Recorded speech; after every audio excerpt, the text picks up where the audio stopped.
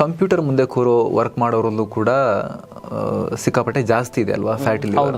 ಎಷ್ಟು percentage difference ಇದೆ ಈಗ ಓವರ್ ಆಲ್? ಈಗ ನೀವು ಹೇಳಿದ್ರೆ ಒಂದು 40% ಪೀಪಲ್ ಇದೆ ಅಂತ. ಡೆಸ್ಕ್ ಜಾಬ್ಸ್ ಅಲ್ಲಿರೋರಿಗೆ ಈ ರೀಸೆಂಟ್ ಆಗಿ ಒಂದು ಸ್ಟಡಿ ಪಬ್ಲಿಷ್ ಆಗಿದೆ. It is very staggering. ಅಂದರೆ IT population they have done that study.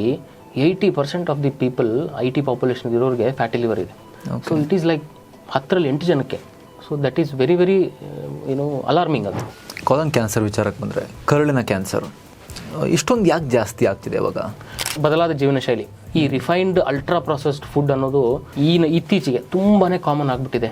And second, ಈ ಒಬೆಸಿಟಿ ಮತ್ತು ಸೆಡೆಂಟರಿ ಲೈಫ್ ಸ್ಟೈಲ್. ಇನ್ನೊಂದು ಇಂಪಾರ್ಟೆಂಟ್ ಪಾಯಿಂಟ್ ಏನಂದರೆ, ಈ ಕೊಲಾನ್ ಕ್ಯಾನ್ಸರ್ ಅನ್ನೋದು ಇವತ್ತು ಒಬ್ಬ ಮನುಷ್ಯಂಗೆ ಕೊಲಾನ್ ಕ್ಯಾನ್ಸರ್ ಡಯಾಗ್ನೋಸ್ ಆಗಿದೆ ಅಂದರೆ ಅದ್ರದ್ದು ಕೆಲಸ, ಅದ್ರ ಡಿಸೀಸ್ ಪ್ರಾಸೆಸ್ಸು 15 ವರ್ಷ ಮುಂಚೆನೇ ಸ್ಟಾರ್ಟ್ ಆಗಿರುತ್ತೆ. ಜೊತೆಗೆ ನೀವು ಹೇಳಿದ್ರಿ ತುಂಬ ಜನ ವರ್ಕೌಟ್ ಮಾಡ್ತೀವಿ ಅಂತ ಹೇಳ್ತಾರೆ ಅಂತೇಳಿ. ಬಟ್ ಪ್ರಾಬ್ಲಮ್ ಏನಂದರೆ, ಈಗಿನ ಯಂಗ್ಸ್ಟರ್ಸಲ್ಲಿ ತುಂಬ ಜನರಲ್ಲಿ ನೋಡ್ತಿರೋದು, ನಾನು ಚೆನ್ನಾಗಿ ವರ್ಕೌಟ್ ಮಾಡ್ತೀನಿ, ಚೆನ್ನಾಗಿ ಕುಡಿತೀನಿ ಅಂತ. ಸೊ ಅದು ಏನೂ ಯೂಸ್ ಆಗಲ್ಲ. ನೀವು ಚೆನ್ನಾಗಿ ವರ್ಕೌಟ್ ಮಾಡ್ತೀನಿ ಸರ್, ಅಷ್ಟೇ ಚೆನ್ನಾಗಿ ಕುಡ್ತೀನಿ ಅನ್ನೋದು no, that is not accepted. Endoscopy ಅಥವಾ ಕೊಲೊನೋಸ್ಕೋಪಿ ಇದನ್ನು ಮಾಡಬಂಥ ಟೈಮ್ನಲ್ಲಿ ಸೊ ಇದರ ಉದ್ದೇಶ ಒಳಗೆ ಹೋಗಿ ನೋಡೋದು, ಆ್ಯಕ್ಚುಲಿ ಏನು ಪ್ರಾಬ್ಲಮ್ ಇದೆ ಅಂಥೇಳಿ. ತೀರಾ ಔಟ್ಸೈಡ್ ಸಿಮ್ಟಮ್ಸ್ಗಿಂತ ಒಳಗೆ ಹೋಗಿ ನೋಡೋದು ಉದ್ದೇಶ. ತುಂಬ ಜನಕ್ಕಿರುತ್ತೆ, ಅದೇನೋ ಪೈಪ್ ಹಾಕ್ತಾರೆ, ಬಾಯಿಂದ ಹಾಕ್ತಾರೆ, ಕೆಳಗಿಂದ ಪೈಪ್ ಹಾಕ್ತಾರೆ ಅಂಥೇಳಿ. ಇಸ್ ಇಟ್ ಪೇನ್ಫುಲ್ ಅಥವಾ ಇದು ಈಸಿ ಪ್ರೊಸೀಜರ್? ಹೇಗೆ? ತುಂಬ ಸಿಂಪಲ್ ಪ್ರೊಸೀಜರ್ ಇದು.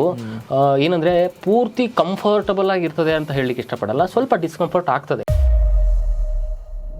ಜೊತೆಗೆ ಡಾಕ್ಟರ್, ಈಗ ಸ್ಕ್ರೀನ್ ಟೈಮಿಂದ ಹೇಗೆ ನಮ್ಮ ಆರೋಗ್ಯದ ಮೇಲೆ, ನಮ್ಮ ಡೈಜೆಸ್ಟಿವ್ ಹೆಲ್ತ್ ಮೇಲೆ, ಮೆಂಟಲ್ ಹೆಲ್ತ್ ಮೇಲೆ ಎಫೆಕ್ಟ್ ಆಗ್ತಾ ಇದೆ? ಯೂಶಲಿ ಸ್ಕ್ರೀನ್ ಟೈಮ್ ಅಂದರೆ ಈ ರಾತ್ರಿ ಹೊತ್ತು ನೋಡ್ತಾ ಕೂಡೋದು, ತುಂಬ ಹೊತ್ತು, ಅದು ಲೇಟ್ ನೈಟ್. ಏನಂದರೆ ಈ ಬ್ಲೂ ಲೈಟ್ ಏನು ಅಂತೀವಿ, ಬ್ಲೂ ಲೈಟು ನಾವು ಸ್ಕ್ರೀನ್ ನೋಡ್ತಾ ಹೋದಂಗೆಲ್ಲ ನಿದ್ದೆನ ಡಿಸ್ಟರ್ಬ್ ಮಾಡುತ್ತೆ. ಅದು ನಮಗೆ ಅದು ಒಂದು ಸರ್ಕೇಡಿಯನ್ ರಿದಮ್ ಅಂತ ಇರುತ್ತೆ ನಮ್ಮ ಬಾಡಿಲಿ. ಅಂದರೆ ಯಾವ ಟೈಮಲ್ಲಿ ಮಲಗಬೇಕು ಆ ಟೈಮಲ್ಲಿ ಮಲಗಬೇಕು. ಇಂಟರ್ನಲ್ ಕ್ಲಾಕ್ ಅದು. ಯಾವ ಟೈಮಲ್ಲಿ ಕೆಲಸ ಮಾಡಬೇಕು ಆ ಟೈಮಲ್ಲಿ ಕೆಲಸ ಮಾಡಬೇಕು. ಇದು ಡಿಸ್ಟರ್ಬ್ ಆಗೋದ್ರಿಂದ ಬಾಡಿಲಿ ಸ್ಟ್ರೆಸ್ ಹಾರ್ಮೋನ್ಸ್, ಈ ಕಾರ್ಟಿಸೋಲ್ ಅಂತ ಹಾರ್ಮೋನ್ ಇರ್ತದೆ, ಸ್ಟ್ರೆಸ್ ಹಾರ್ಮೋನ್ಸ್ ಜಾಸ್ತಿ ಆಗುತ್ತೆ. ಸೊ ಸ್ಟ್ರೆಸ್ ಅಂದರೆ ಏನು? Anything that is out of ordinary stress to the body. Similarly anything out of ordinary stress to the mind. So ಅದನ್ನು ಕೋಪ್ ಅಪ್ ಮಾಡಲಿಕ್ಕೆ there are certain hormones. ಆ hormone ಜೊತೆಗೆ ಈ fatty liver, ಈ side effects, ಈ heart problems, ಈ digestive issues ಇವೆಲ್ಲ ಬರೋದು. ಜೊತೆಗೆ ಮೋಸ್ಟ್ ಆಫ್ಟನ್ ಈ ಲೀಜರ್ ಸ್ಕ್ರೀನ್ ಟೈಮ್ ಇದೆಯಲ್ಲ, ಅದು ಅಕಂಪನಿಡ್ ವಿತ್ ಸ್ನ್ಯಾಕ್ಸ್. ಹೌದು, ಓಕೆ, ವರ್ಕಲ್ಲಿ ಇದ್ದಾಗ ಸ್ಕ್ರೀನ್ ಟೈಮ್ ಏನೋ ಒಂದು ಬೇರೆ ಥರ ಇರುತ್ತೆ. ಬಟ್ ಲೀಜರ್ ಸ್ಕ್ರೀನ್ ಟೈಮ್ ಇದೆಯಲ್ಲ, ನಾನು ಮ್ಯಾಚ್ ನೋಡ್ತಾ ಇದ್ದೀನಿ, ಮೂವಿ ನೋಡ್ತಾ ಇದ್ದೀನಿ, ಅವ್ರು ಸುಮ್ಮನೆ ಕೂರಕ್ಕಾಗಲ್ಲ. ಕೈ ಮತ್ತೆ ಹಲ್ಲು ಮಷಿನ್ ಥರ, ಹಿಟ್ಟಿನ ಗಿರಣಿ ಥರ ಆನ್ ಆಗಿರ್ಬೇಕಾಗುತ್ತೆ. ಸ್ನ್ಯಾಕ್ಸ್ ಅಂದ್ರೂ ಕೂಡ ಅವರು ತಗೊಳ್ಳೋದೇ ಚಿಪ್ಸು, ತಗೊಳ್ಳೋದೇ ಕುರ್ಕುರೆ, ತಗೊಳ್ಳೋದೇ ಈ ಥರ ರಿಫೈನ್ಡ್ ಪ್ರಾಡಕ್ಟ್ಸ್ನೇ ತಗೊಳ್ಳೋದು. ನೀವು ಆ ಥರ ಸ್ನ್ಯಾಕ್ಸ್ ಬೇಕು ಅಂದರೆ ಫ್ರೂಟ್ ಬೌಲ್ ಇಟ್ಕೊಳ್ಳಿ, ವೆಜ್ಜಿಸ್ನ ಸ್ವಲ್ಪ ಬಾಯ್ಲ್ ಮಾಡಿ ಇಟ್ಕೊಳ್ಳಿ. ಅದನ್ನು ಯಾರೂ ಮಾಡಲ್ಲ. ಅದು ಅನ್ಫಾರ್ಚುನೇಟ್. ಯಾವಾಗಲೂ ಆ ಸ್ನ್ಯಾಕ್ ಬಿತ್ತು ಒಳಗಡೆ ಅಂದರೆ ಅದೊಂದು ಕಿಕ್ ಬರುತ್ತೆ. ಆ ಕಿಕ್ನೇ ಅದಕ್ಕೆ ಅಡಿಕ್ಟ್ ಆಗಿಬಿಡುತ್ತೆ ನಮ್ಮ ಮೈಂಡು. ಮತ್ತೆ ಅದನ್ನೇ ಬೇಕನ್ಸುತ್ತೆ. ಈ ಅಲ್ಟ್ರಾ ಪ್ರೊಸೆಸ್ಡ್ ಫುಡ್ಸು ನಾನು ಯಾವಾಗೂ ತಿನ್ನಲೇಬೇಡಿ ಅಂತ ಹೇಳ್ತಾ ಇಲ್ಲ. ಇನ್ಸ್ಟೆಡ್ ಆಫ್ ಕ್ವಾಂಟಿಟಿ ಎಷ್ಟಿದೆ. ನೀವು ಯಾವಾಗೋ ಒಂದು ಸರ್ತಿ ಸರ್, ವರ್ಷಕ್ಕೆ ಒಂದು ಸರ್ತಿ, ತಿಂಗಳಿಗೆ ಒಂದು ಸರ್ತಿ ಅಥವಾ 2 ತಿಂಗಳಿಗೆ ಒಂದು ಸರ್ತಿ ಆಚೆ ಹೋಗ್ತೀನಿ ಅಂದರೆ ಹೋಗ್ತಾರೆ, ತಿಂತಾರೆ ಎಲ್ಲರೂ. ಆ್ಯಂಡ್ ಅದರಲ್ಲೇನು ಸಮಸ್ಯೆ ಇಲ್ಲ. ಬಟ್ ಅದು ಹೇಗಾಗಿದೆ ಅಂದರೆ, ಈ ಫುಡ್ ಕ್ರೇವಿಂಗಿಂದ ಎಸ್ಕೇಪ್ ಆಗೋದು ತುಂಬ ಕಷ್ಟ ಆಗಿದೆ ನಮಗೆ ಈ ಜನ್ರೇಷನ್. ಈಗ ನಮ್ಮ ಜನ್ರೇಷನಲ್ಲಿ ಹೋಟೆಲ್ಗೆ ಹೋಗೋದು ಅಂದರೆ ದೊಡ್ಡ ಮಾತು. ವರ್ಷಕ್ಕೊಂದ್ಸರಿ 6 ತಿಂಗಳಿಗೆ ಒಂದು ಸರ್ತಿ. ಈಗ ಪ್ರತಿ ವೀಕೆಂಡ್ ಹೋಟೆಲ್ ಮತ್ತು ಮನೇಲೂ ಡೈಲಿ ಹೆಚ್ಚು ಕಮ್ಮಿ ಹೋಟೆಲ್ ಫುಡ್ ಡೆಲಿವರಿ. ಸೊ ಇದರಿಂದ ಈ ಡೈಜೆಸ್ಟಿವ್ ಹೆಲ್ತ್ ಅನ್ನೋದು ಅದನ್ನು ಯಾವಾಗಲೂ ಹೇಳ್ತಾ ಇರ್ತೀನಿ, ಶಾಸಕಾಂಗ, ಕಾರ್ಯಾಂಗ, ನ್ಯಾಯಾಂಗದ ಬಗ್ಗೆ ಎಲ್ಲರೂ ಮಾತಾಡ್ತಾರೆ, ಜೀರ್ಣಾಂಗದ ಬಗ್ಗೆ ಯಾರು ಮಾತಾಡಲ್ಲ. ಜೀರ್ಣಾಂಗದ ಬಗ್ಗೆ ಸ್ವಲ್ಪ ಜಾಸ್ತಿ ಮಾತಾಡಬೇಕು. ಎಜುಕೇಶನ್ ಬೇಕು ಜನಕ್ಕೆ. ಅಂಡ್ ಈ ಥರ ಹ್ಯಾಬಿಟ್ಸ್ನ ನಾವು ಸಣ್ಣ ಮಕ್ಕಳಿದ್ದಾಗಿಂದನೇ ಸ್ವಲ್ಪ good food habits, screen time ಬಗ್ಗೆ ಸ್ವಲ್ಪ ಅವೇರ್ನೆಸ್ಸು, ಫಿಸಿಕಲ್ ಆಕ್ಟಿವಿಟಿ ಬಗ್ಗೆ ಸ್ವಲ್ಪ ಅವೇರ್ನೆಸ್ಸು, ಇದೆಲ್ಲ ಮಾಡೋದ್ರಿಂದ ಮುಂದೆ ಗಟ್ ಹೆಲ್ತ್ ತುಂಬ ಚೆನ್ನಾಗಿರುತ್ತೆ. ನೋಡಿ, ಒಂದಕ್ಕೊಂದು ಹೇಗೆ ಲಿಂಕ್ ಇದೆ ನೋಡಿ. ಸ್ಕ್ರೀನ್ ಟೈಮ್ ಇದ್ದಾಗ ಜಂಕ್ ಇರುತ್ತೆ, ಆಲ್ಕೋಹಾಲ್ ಇದ್ದಾಗ ಅಗೇನ್ ಅಲ್ಲಿ ಇರ್ತದೆ, ಆಫ್ಟನ್ ಜಂಕ್ ಇದ್ದೇ ಇರುತ್ತೆ ಅಲ್ಲಿ. ಅದೇ ನೀವು ನಿಮ್ಮ ಹ್ಯಾಪಿನೆಸ್ಗೆ ಬೇರೆ ಚಟುವಟಿಕೆ ಮಾಡಿದಾಗ, ಯೋಗ ಮಾಡಿದಾಗ, ರನ್ನಿಂಗ್ ಮಾಡಿದಾಗ, ಟ್ರೆಕ್ಕಿಂಗ್ ಮಾಡಿದಾಗ, ಅಲ್ಲಿ ಏನಿರುತ್ತೆ, ನೀರಿರುತ್ತೆ, ಎಳ್ನೀರಿರುತ್ತೆ, ನೋಡಿ ಹೇಗಿದೆ ಎಷ್ಟು ಅಲ್ವಾ. ಬಟ್ ನಮ್ಮ ಜನ ಅದನ್ನು ಚೂಸ್ ಮಾಡಲ್ಲ ಹೆಚ್ಚಿನವರು. ಅದೇ ನಾನು ಯಾವಾಗಲೂ ಹೇಳ್ತಾ ಇರ್ತೀನಿ, ಇನ್ ಯುವರ್ ಲೈಫಲ್ಲಿ 2 ಚಾಯ್ಸ್. ಬೇಕಂದ್ರೂ ತಿನ್ನಕ್ಕಾಗಲ್ಲ. ರನ್ನಿಂಗ್ ಹೋಗ್ಬೇಕಾದ್ರೆ ಚಿಪ್ಸ್ ತಿಂತ ಹೋಗ್ತಾರಾ? ಇಲ್ಲ, ಹೋಗಲ್ಲ. ಈಗ ಲೈಫಲ್ಲಿ 2 ಚಾಯ್ಸಸ್ ಇರ್ತದೆ. ಒಂದು ಈಸಿ ಚಾಯ್ಸು, ಒಂದು ರೈಟ್ ಚಾಯ್ಸು. ಯಾವ್ದು ಚೂಸ್ ಮಾಡ್ಕೊಳ್ತೀನಿ ಅನ್ನೋದು ನಿಮ್ಮ ಮೇಲೆ ಬಿಟ್ಟಿತ್ತು. ಅದು ಈ ಡೈಜೆಸ್ಟಿವ್ ಡಿಸೀಸಸ್ ಅಂತ ಬಂದಾಗ ಅದರಲ್ಲಿ ಈಗ ಫ್ಯಾಟಿ ಲಿವರ್ ಒಂದಾಯಿತು, ಇನ್ನು ಏನೇನು ನಾವಿಲ್ಲಿ ಗಮನ ವಹಿಸಲೇಬೇಕಾಗಿದೆ? ಈಗ ನಾನು ದಿನಕ್ಕೆ ಒಂದು 30-35 ಪೇಷಂಟ್ ನೋಡಿದಾಗ ಅದರಲ್ಲಿ 80% ಜನ ಬರೋದು ಆ್ಯಸಿಡಿಟಿ ಗ್ಯಾಸ್ಟ್ರಿಕ್ಕು ಅಂತಾರೆ. ಈ ಆ್ಯಸಿಡಿಟಿ ಗ್ಯಾಸ್ಟ್ರಿಕ್ ಅನ್ನೋದು ತುಂಬ ಕಾಮನ್ ಟರ್ಮ್. ಈ ಕೆಲವ್ರಿಗೆ ಎದೆ ಉರಿ ಬರುತ್ತೆ ಸರ್, ಹೊಟ್ಟೆ ಊತ ಬರುತ್ತೆ, ಹೊಟ್ಟೆ ಉಬ್ರಾಗುತ್ತೆ, ಹೊಟ್ಟೆ ಏನೋ ಒಂಥರ ಸೌಂಡ್ಸ್ ಆಗ್ತಾ ಇರ್ತದೆ, ತೇಗು ಬರ್ತಾ ಇರ್ತದೆ, ಆಮೇಲೆ ಸ್ವಲ್ಪ ಸ್ಪೈಸಿ ತಿಂದರೂ ಕೂಡ ಹೊಟ್ಟೆಯಲ್ಲಿ ಉರಿ ಬರೋದು, ಈ ಥರದ ಸಮಸ್ಯೆ ಮೋಸ್ಟ್ ಕಾಮನ್ಲಿ ನಾವು ಇದರಲ್ಲಿ ನೋಡೋದು, ನಮ್ಮ ಗ್ಯಾಸ್ಟ್ರೋ OPDs ಅಲ್ಲಿ ನೋಡೋದು. ಸೊ ಇದಕ್ಕೆ ನಾವು ಜನರಲ್ ಟರ್ಮ್ನ ಗ್ಯಾಸ್ಟ್ರೈಟಿಸ್ ಅಂತೀವಿ. ಸರಿ, ಇದಕ್ಕೆ ಸುಮಾರು ಕಾರಣಗಳಿದ್ದಾವೆ. ಬಟ್ ನಾವು ಮೋಸ್ಟ್ ಕಾಮನ್ಲಿ ನಾವು ನೋಡೋ ಕಾರಣ ಏನಂದರೆ, ಒಂದು ಬ್ಯಾಕ್ಟೀರಿಯಾ, ಹೆಲಿಕೋಬ್ಯಾಕ್ಟರ್ ಪೈಲೋರಿ ಅಂತ ಬ್ಯಾಕ್ಟೀರಿಯಾ ಅದು ನಮ್ಮ ಇಂಡಿಯನ್ಸಲ್ಲಿ 60-70% ಜನಕ್ಕೆ ಇರುತ್ತೆ. ಅದು ಹೇಗೆ ಬರೋದು ಅಂದರೆ, ನಾವು ಸ್ವಲ್ಪ ಆಚೆ ಎಲ್ಲೋ ನೀರು ಕುಡಿತೀವಿ, ಸ್ವಲ್ಪ ಆಚೆ ಎಲ್ಲೋ ಫುಡ್ ತಿಂತೀವಿ, ಈ ಥರ ಬಂದು ಅದು ಕೂತ್ಕೊಳ್ಳುತ್ತೆ ಅದು. ಆ್ಯಂಡ್ ಇದು ಯೂಶ್ವಲಿ ನಾವು ಚೈಲ್ಡ್ಹುಡ್ಡಲ್ಲಿ ಅಂದರೆ ಈ 10-20 ವರ್ಷದಲ್ಲೇ ಬಂದು ಹೊಟ್ಟೆಯಲ್ಲಿ ಕೂತ್ಕೊಳ್ಳುತ್ತೆ ಅದು bacteria. Usually 60% of the people ಇರುತ್ತೆ, ಸುಮ್ಮನೆ ಇರುತ್ತೆ, ಪ್ರಾಬ್ಲಮ್ ಕೊಡಲ್ಲ. ಬಟ್ ಅದಕ್ಕೆ ಏನಾದರೂ ಬೇರೆ ರೀತಿ ಸಪೋರ್ಟ್ ಸಿಕ್ತು ಅಂದರೆ, ಈ ಕೆಲವರು ಸ್ಮೋಕ್ ಮಾಡ್ತಿರ್ತಾರೆ, ಕೆಲವರು ಸ್ವಲ್ಪ ಡ್ರಿಂಕ್ಸ್ ಮಾಡ್ತಿರ್ತಾರೆ, ಕೆಲವ್ರಿಗೆ ಸ್ವಲ್ಪ ಸ್ಟ್ರೆಸ್ ಜಾಸ್ತಿ ಇರುತ್ತೆ, ಆ ಥರ ಆದಾಗ ಅದರದ್ದು ಕೆಲಸ ಸ್ಟಾರ್ಟ್ ಮಾಡುತ್ತೆ ಅದು. ಸೊ ಅದರಿಂದ ನಮಗೆ ಹೈಪರ್ ಅಸಿಡಿಟಿ ಆಗೋ ಚಾನ್ಸ್ ಇರ್ತದೆ, ಅದರಿಂದ ಅಲ್ಸರ್ಸ್ ಆಗೋ ಚಾನ್ಸ್ ಇರ್ತದೆ. ಆ ಥರ ಆದಾಗ ಈ ಸಿಂಪ್ಟಮ್ಸ್ ಬರೋದು ನಮಗೆ. ಅದನ್ನೇನು ಎನ್ಕೌಂಟರ್ ಮಾಡೋಕ್ಕಾಗಲ್ವಾ ಬ್ಯಾಕ್ಟೀರಿಯಾನ? ಅದು ಹೇಗಂದರೆ, ಇವಾಗ ಪಬ್ಲಿಕ್ ಸ್ಕ್ರೀನಿಂಗ್ ಅವಶ್ಯಕತೆ ಇರೋಲ್ಲ. ಯಾಕಂದರೆ 60% ಜನ ಅಂದರೆ ನಮ್ಮದು ದೇಶದ ಜನಸಂಖ್ಯೆನೇ 150 ಕೋಟಿ ಇದೆ, ಸುಮಾರು ಮೋರ್ ದೆನ್ 100 crores ಜನಕ್ಕೆ ಅದು ಇರುತ್ತೆ. ಎಲ್ಲರಿಗೂ ಟ್ರೀಟ್ ಮಾಡೋ ಅವಶ್ಯಕತೆ ಇಲ್ಲ. ಬಟ್ ಈ ಥರ ಸಿಂಪ್ಟಮ್ಸ್ ಅಂತ ಬಂದಾಗ ನಾವು ಟೆಸ್ಟ್ ಮಾಡ್ತೀವಿ, ಟೆಸ್ಟ್ ಮಾಡಿ ಪಾಸಿಟಿವ್ ಬಂದರೆ ಟ್ರೀಟ್ ಮಾಡ್ತೀವಿ.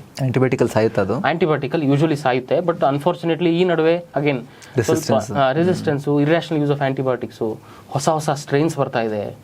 ಸೊ ಇದರಿಂದ ಸ್ವಲ್ಪ ಡಿಫಿಕಲ್ಟ್ ಆಗಿದೆ. ಬಟ್ ಸ್ಟಿಲ್ ಇನ್ನೂ ಟ್ರೀಟ್ಮೆಂಟ್ ಹಂತದಲ್ಲಿ ಇದೆ. ಟ್ರೀಟ್ಮೆಂಟ್ ಅಂತೂ ಮಾಡಬಹುದು, ಅದನ್ನು ಸುಲಭವಾಗಿ ಟ್ರೀಟ್ ಮಾಡ್ಬೋದು, ಆ ಥರ ಏನು ಸಮಸ್ಯೆ ಇಲ್ಲ. ಎರಡನೇ ಮೋಸ್ಟ್ ಕಾಮನ್ ಕಾಸು ಸ್ಮೋಕರ್ಸ್ ನಾವು ನೋಡೋದು. ಈ ಅಸಿಡಿಟಿ ಅಂತ ಬಂದಾಗ 80% ಆಫ್ ದಿ ಜನಕ್ಕೆ ಅವರು ಯೂಶುವಲಿ ಸ್ಮೋಕ್ ಮಾಡ್ತಾ ಇರ್ತಾರೆ ಸರ್. ದಿನಕ್ಕೆ 1 ಅಥವಾ ದಿನಕ್ಕೆ 2 ದಿನಕ್ಕೆ 1, ಅವೆಲ್ಲ ಮ್ಯಾಟ್ರ್ ಆಗಲ್ಲ. ಹೇಗೆ ಲಿಂಕ್? ಶ್ವಾಸಕೋಶ ಸುಡುತ್ತೆ, ಓಕೆ. ಹೌದು. ಈ ಸ್ಮೋಕ್ ಮಾಡಿದಾಗ ಅದು ಸ್ವಲ್ಪ ಇನ್ಫ್ಲಮೇಟರಿ ಮೀಡಿಯೇಟರ್ಸ್ ಅಂತ ಇರ್ತದೆ. ಈ ಕೆಲವು ಈಗ ನೋಡಿ, ನಮ್ಮದು ಹೊಟ್ಟೆಲಿ ನಮ್ಮದು ಅಸಿಡಿಟಿ ಎಷ್ಟು ಸ್ಟ್ರಾಂಗ್ ಆಗಿರುತ್ತೆ ಅಂದರೆ, pH ಲೆವೆಲ್ಸ್ ಅಂತ ಗೊತ್ತಿರುತ್ತೆ ನಿಮಗೆ. pH 1.5 to 2 pH. ಅಷ್ಟು ಹೈ ಆ್ಯಸಿಡ್ ಎನ್ವೈರ್ಮೆಂಟಲ್ಲಿ ನಮ್ಮದು ಜಠರದ್ದು ಲೈನಿಂಗು, ನಮ್ಮದು ಮ್ಯೂಕೌಸ್ ಅವೆಲ್ಲ ಸರ್ವೈವ್ ಆಗಬೇಕು ಅಂದರೆ ಸರ್ಟನ್ ಪ್ರೊಟೆಕ್ಟಿವ್ ಮೆಕ್ಯಾನಿಸಮ್ಸ್ ಇದ್ದಾವೆ. ಅದು ಬಾಡಿ ಆಲ್ರೆಡಿ ಸ್ವಲ್ಪ ಮ್ಯೂಕಸ್ ಸೆಕ್ರಿಷನ್ಸು ಅವೆಲ್ಲ ಮಾಡ್ತಾ ಇರ್ತದೆ. ಈ ಸ್ಮೋಕ್ ಮಾಡಿದಾಗ ಆ ಪ್ರೊಟೆಕ್ಟಿವ್ ಮೆಕ್ಯಾನಿಸಮ್ಸ್ ಎಲ್ಲ ಹೋಗುತ್ತೆ, ಹೊಟ್ಟೆಗೂ ಹೋಗುತ್ತೆ. ಅದು ಏನಂದರೆ, ನಾವು ಸ್ಮೋಕ್ ಮಾಡಿದಾಗ ಅದ್ರದ್ದು ಏನು ಮೀಡಿಯೇಟರ್ಸ್ ಏನಿರ್ತದೆ, ಅದು ಕೆಮಿಕಲ್ಸ್ ಏನಿರುತ್ತೆ, ಫಸ್ಟ್ ಲಂಗ್ಸಲ್ಲಿ ಹೋಗಿ ಅದು ಬ್ಲಡ್ಗೆ ಅಬ್ಸರ್ವ್ ಆಗೋದು. ಆ ಬ್ಲಡ್ ಮೂಲಕ ಇಡೀ ಬಾಡಿಲೆಲ್ಲ ಹರಿದಾಡುವಾಗ ಈ ಪ್ರೊಟೆಕ್ಟಿವ್ ಮೆಕ್ಯಾನಿಸಮ್ಸ್ ಎಲ್ಲ ಹೊರಟೋಗುತ್ತೆ. ಪ್ರೊಟೆಕ್ಟಿವ್ ಮೆಕ್ಯಾನಿಸಮ್ ಹೊರಟೋದಾಗ very prone for ulcers, acidity, gastritis, ulcers ಇವೆಲ್ಲ ತುಂಬ common. Next most common factor ನೋಡೋದು ಮೆಂಟಲ್ ಸ್ಟ್ರೆಸ್ಸು. ಮೆಂಟಲ್ ಸ್ಟ್ರೆಸ್ ಅಂತ ಬಂದಾಗ ನಿದ್ರಾಹೀನತೆ 1, 2ನೇದ್ದು ಕೆಲವರು ಯಾವಾಗಲೂ ಸ್ವಲ್ಪ ಆ್ಯಂಕ್ಷಿಯಸ್ ಪರ್ಸನಾಲಿಟಿ ಇರ್ತಾರೆ. ಅಂದರೆ ಈಗ ಓವರ್ ಥಿಂಕಿಂಗ್ ಅನ್ನೋದು, ಒಂದೇನಾದರೂ ಸಣ್ಣ ಮ್ಯಾಟ್ರ್ ಆದರೆ ಅದ್ರ ಬಗ್ಗೆನೇ ಯೋಚನೆ ಮಾಡ್ತಾ ಕೂಡೋದು. ಆ್ಯಂಡ್ ಅದ್ರ ಬಗ್ಗೆ ಅಂದರೆ ಈಗ ಅದರಿಂದ ನಿದ್ದೆ ಡಿಸ್ಟರ್ಬ್ ಆಗೋದು. ಆಮೇಲೆ ಈಗೇನಂದರೆ ನೈಟ್ ಟೈಮಲ್ಲಿ 2 ಗಂಟೆ ಮಲ್ಕೊಳ್ಳೋದು, ಬೆಳಿಗ್ಗೆ 10 ಗಂಟೆಗೆ ಹೇಳೋದು, ನೈಟ್ ಟೈಮಲ್ಲಿ 2 ಗಂಟೆಗೆ, ರಾತ್ರಿ 11 ಗಂಟೆಗೆ, 12 ಗಂಟೆಗೆ ಊಟ ಮಾಡೋದು, ಇವೆಲ್ಲ ಸ್ಟ್ರೆಸ್ ಫ್ಯಾಕ್ಟರ್ಸು. ಈ ಸ್ಟ್ರೆಸ್ ಫ್ಯಾಕ್ಟರ್ಸಿಂದ ಕೂಡ ಈ ಅಸಿಡಿಟಿ, ಗ್ಯಾಸ್ಟ್ರೈಟಿಸ್ ಅನ್ನೋದು ನಾವು ಕಾಮನ್ ಆಗಿ ನೋಡ್ತೀವಿ. ಜೊತೆಗೆ ಈ ಹೊಟ್ಟೆಗೆ ಸಂಬಂಧಪಟ್ಟ ಆರೋಗ್ಯದ ಸಮಸ್ಯೆಗಳು ನೀವು ಕರ್ನಾಟಕದ ಯಾವ ಭಾಗದಲ್ಲಿ ಜಾಸ್ತಿ ನೋಡ್ತಾ ಇದ್ದೀರಿ? ಈಗ ನಾವು 2-3 ಥರದ ಫ್ಯಾಕ್ಟರ್ ನೋಡ್ಬೋದು.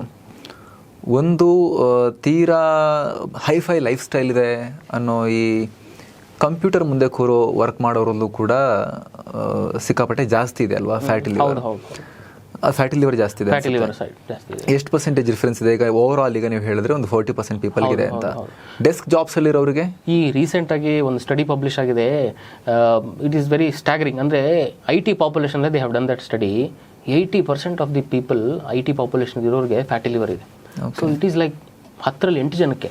So that is very alarming. ಅದು ಏನು ಸ್ಪೆಸಿಫಿಕ್ ಈಗ IT ಜಾಬ್, ಡೆಸ್ಕ್ ಜಾಬಲ್ಲಿ ಅಷ್ಟೊಂದು ಡಬಲ್ ಇರೋದಕ್ಕೆ ಏನು ಕಾರಣ? ಅಗೇನ್ ಏನಾಗುತ್ತೆ, 5 ದಿವಸ ಅದು ಸ್ಟ್ರೆಸ್ಫುಲ್ ಲೈಫ್ನ ಲೀಡ್ ಮಾಡ್ತಾರೆ IT ಪೀಪಲ್ ಕೂಡ, ಎಸ್ಪೆಷಲಿ ಈ ನಡುವೆ. ಸೊ ಆ್ಯಂಡ್ ಡೆಸ್ಕ್ ಜಾಬ್ ಆಗಿರೋದ್ರಿಂದ ಅವ್ರಿಗೆ ಸೆಡೆಂಟ್ರಿ ಇಲ್ಲ, ಮೂವ್ಮೆಂಟ್ ಇರಲ್ಲ. 8ರಿಂದ 10 ಗಂಟೆವರೆಗೂ ಅವರು ಕಂಪ್ಯೂಟರ್ ಮುಂದೆ ಕೂತು ಕೆಲಸ ಮಾಡ್ತಿರ್ತಾರೆ.